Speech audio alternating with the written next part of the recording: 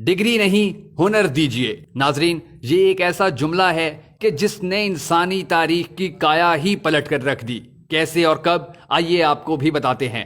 Toyota, Datsun, Hino, Honda, Suzuki, Kawasaki, Lexus, Mazda, Mitsubishi, Nissan, Isuzu اور Yamaha, یہ تمام brands Japan کی ہیں، جبکہ شیورلیٹ، ہونڈائی اور ڈائیوو جنوبی کوریا بناتا ہے۔ آپ اندازہ کریں اس کے بعد دنیا میں آٹو موبائلز رہ ہی کیا جاتی ہیں۔ آئی ٹی اور الیکٹرانکس مارکیٹ کا یہ حال ہے کہ سونی سے لے کر کینن کیمرے تک سب کچھ جاپان کے پاس سے آتا ہے۔ ایل جی اور سامسنگ جنوبی کوریا سپلائی کرتا ہے۔ 2014 میں سامسنگ کا ریونیو $350 بلین تھا۔ ایسر لیپ ٹاپ تائیوان بنا کر بھیجتا ہے، جبکہ ویتنام جیسا ملک بھی ویتنام ہیلی کاپٹرز کارپوریشن کے نام سے اپنے ہیلی کاپٹرز اور جہاز بنا رہا ہے۔ محض ہوا، دھوپ اور پانی رکھنے والا سنگاپور ساری دنیا کی آنکھوں کو خیرہ کر رہا ہے، اور کیلیفورنیا میں تعمیر ہونے والا ہسپتال بھی چین سے اپنے آلات منگوا رہا ہے۔ خدا کو یاد کرنے کے لیے تسبیح اور جائے نماز تک ہم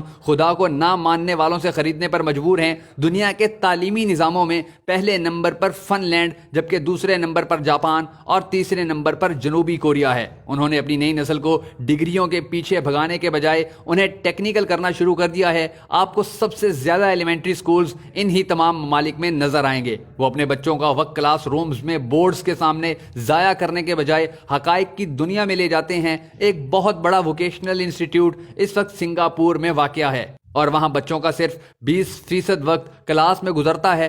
باقی 80% وقت بچے اپنے اپنے شعبوں میں آٹو موبائلز اور آئی ٹی کی چیزوں سے کھیلتے گزارتے ہیں۔ دوسری طرف آپ ہمارے تعلیمی نظام اور ہمارے بچوں کا حال بھی ملاحظہ کیجیے۔ پاکستان میں بی کام، ایم کام اور انجینئرنگ کے سینکڑوں شعبہ جات میں بے تحاشا ڈگریاں، اور اس کے علاوہ 4 سال تک کلاس رومز میں CGPA کے لیے خوار ہوتے لڑکیاں اور لڑکے کون سا تیر مار رہے ہیں۔ آپ یقین کریں، ہم صرف دھرتی پر ڈگری شدہ انسانوں کے بوجھ میں اضافہ کر رہے ہیں۔ یہ تمام ڈگری شدہ نوجوان ملک کو $1 تک کی پروڈکٹ دینے کے قابل نہیں ہیں۔ ان کی ساری تگو دو اور ڈگری کا حاصل محض ایک معصوم سی نوکری ہے، اور بس۔ ہم اس قدر ویژنری ہیں کہ ہم لیپ ٹاپ اسکیم پر ہر سال 200 ارب روپے خرچ کر دیتے ہیں، لیکن لیپ ٹاپ کی انڈسٹری لگانے کو تیار نہیں ہیں۔ آپ ہمارے ویژنری پن کا اندازہ اس بات سے لگائیں کہ پوری قوم سی پیک کے انتظار میں صرف اس لیے ہے کہ ہمیں چائنا سے گوادر تک 2000 کلومیٹر کے راستوں میں ڈھابے کے ہوٹل اور پنکچر کی دکانیں کھولنے کو مل جائیں گی، اور ہم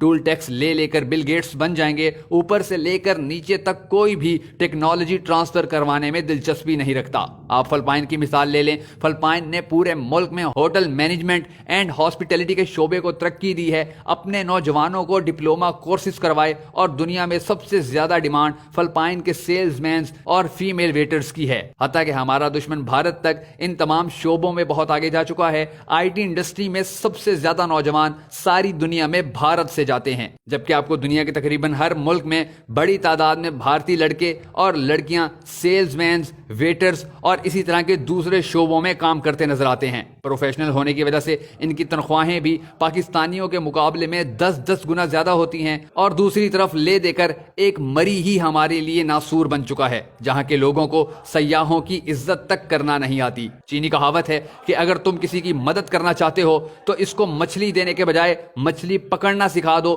چینیوں کو تو یہ بات سمجھ میں آ چکی ہے، اے کاش کہ ہمیں بھی یہ بات سمجھ آ جائے۔ حضرت علی نے فرمایا تھا کہ ہنرمند آدمی کبھی بھوکا نہیں مرتا۔ خدا را اپنے ملک میں ڈگری زدہ لوگوں کی تعداد بڑھانے کے بجائے ہنرمند پیدا کیجیے۔